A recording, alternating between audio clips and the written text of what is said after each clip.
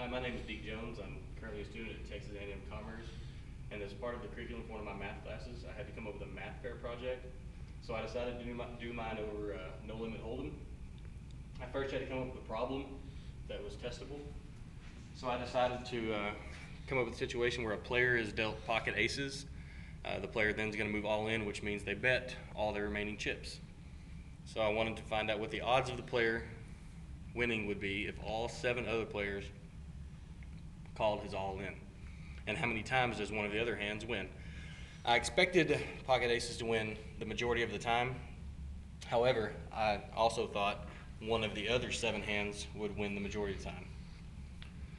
So to start with, I pulled 2 aces out of the deck. It ended up being the ace of hearts and ace of clubs. I then dealt out 7 other starting hands, and you can see I have them down here below. The deuce of hearts, deuce of clubs, 7, 8 of spades, queen, 10 of hearts, king, jack of spades, queen of spades, king of diamonds, 4 diamonds, 10 of clubs, and jack of clubs, 8 of diamonds. I then shuffled the remaining 36 cards and dealt out 25 flops, turns, and rivers. I started with the help of cardplayer.com. I found out the odds of each hand, and the pocket aces started out as a 38% favorite, so they should have won 38% of the time.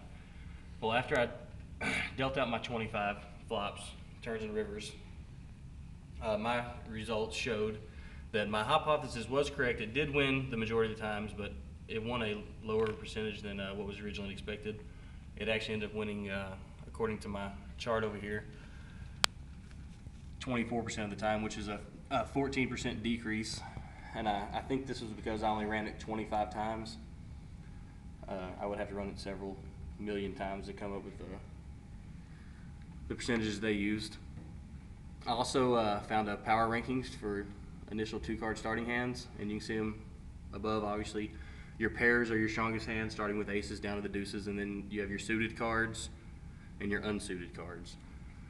I was also kind of surprised to find out that the jack of clubs, 8 of diamonds, which had the lowest starting win percentage at 2.8%, actually won 12% of the time for a 9% positive increase.